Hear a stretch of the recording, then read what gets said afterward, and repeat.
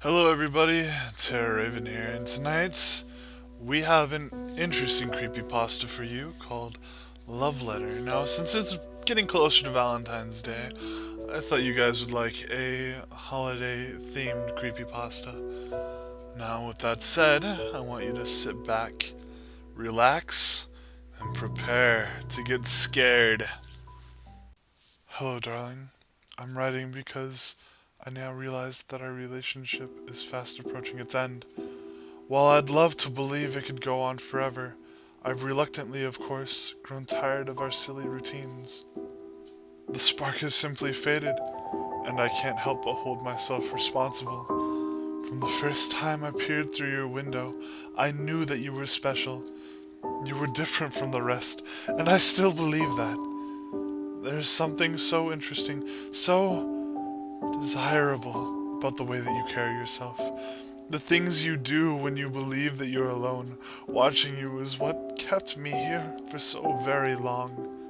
In fact, I remember vividly the first time I watched you sleep. You were so peaceful, yet right when I feared I was wrong about you, that I may grow bored of you so early. A laugh. You surprised me, love.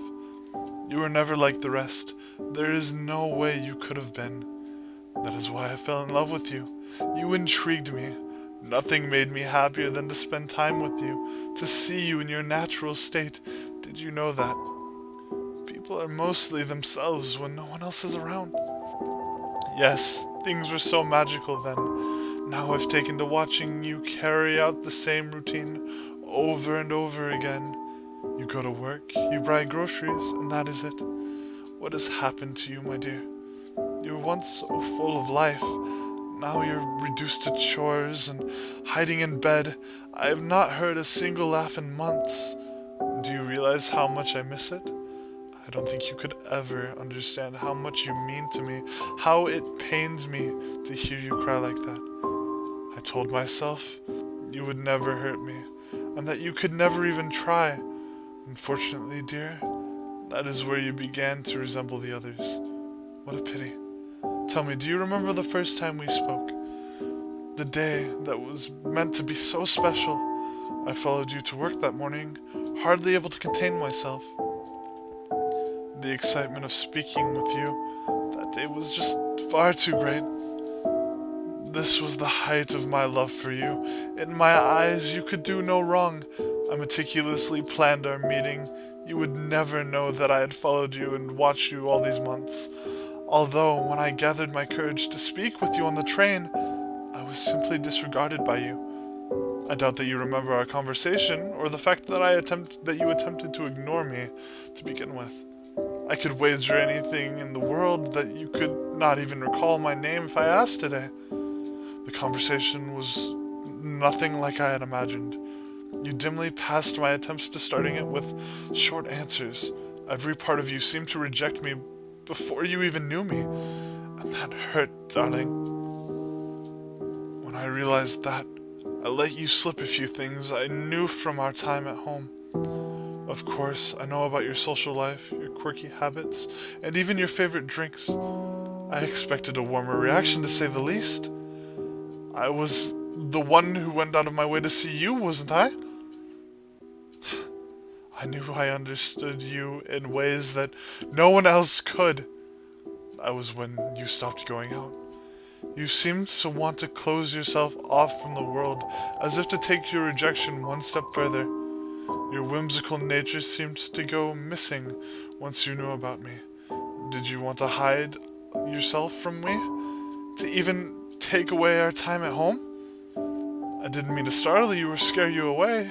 I love you.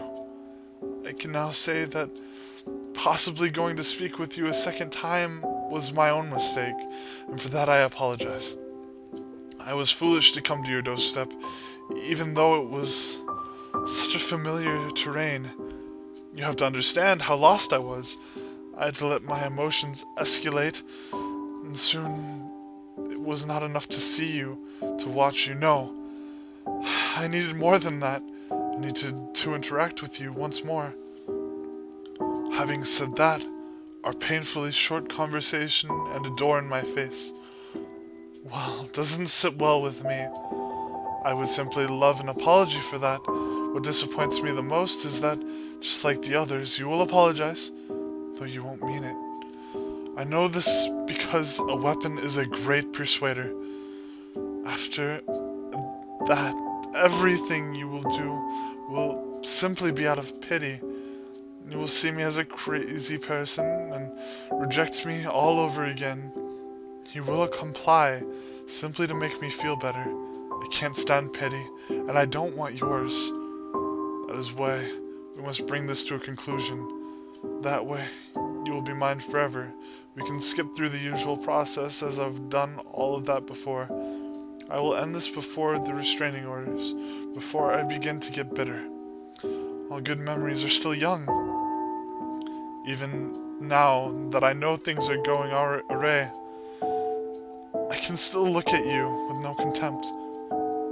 You may wonder now what will become of you. I can assure you, darling, just as life, you will be treated nothing like the others. I think I'll tie ribbons around the cut locks of your lovely hair. They'll make great decorations for my bedroom. Perhaps I'll put a tack through them so that they may hang above my bed.